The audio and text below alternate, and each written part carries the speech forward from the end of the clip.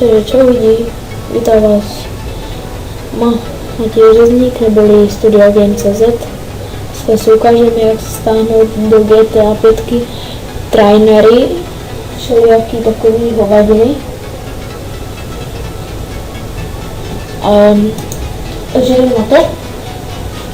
Najdem si na stránky GTA 5 mods.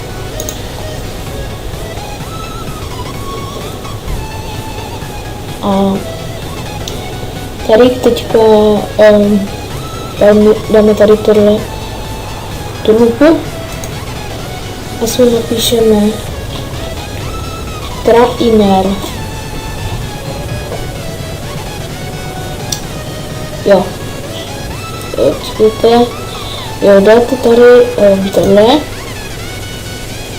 a dáte tady download. Ten, kdo nerozumí anglicky, tak si to samozřejmě tady může přepnout na češtinu. Ano, vidíte, já se to nebudu stávat, protože já to mám. A pro ní mám ještě jeden trainer, jak stáhnout. Takže jdem na to, jo, to je tenhle. Si prostě taky stáhnete, jenom. A teď vám ukážu, jak to tam dát do té GTA 5, takže jdem na to.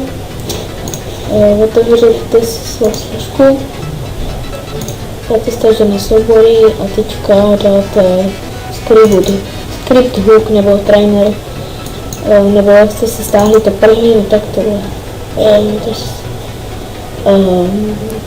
No tak na to kliknete a otevřete si složku z GTA 5 a tady toto přetáhnete sem do GTA San Andreas, teda GTA 5. To byste teda měli a teďka tady tyhle trainery a tak dále, tak tady přetáhnete jenom tyhle dva, toto už nemusíte, kdo chce, tak může a kdo nechce, tak nemusí. To si dnes přetáhnete do té své složky GTA 5. Jo, a tady přetáhnete jenom tady ten script hook. Jo, a zase do té složky GTA 5. Jo. A jako bonus nakonec tu máme, jak si stáhnout do GTA 5 multiplayer. Jdeme na to. Tady si vyhledáte nějaký, tady si vyhledáte klub. Samozřejmě všechno budete mít v popisku videa, takže tak, to nemusíte tady vyhledávat teda.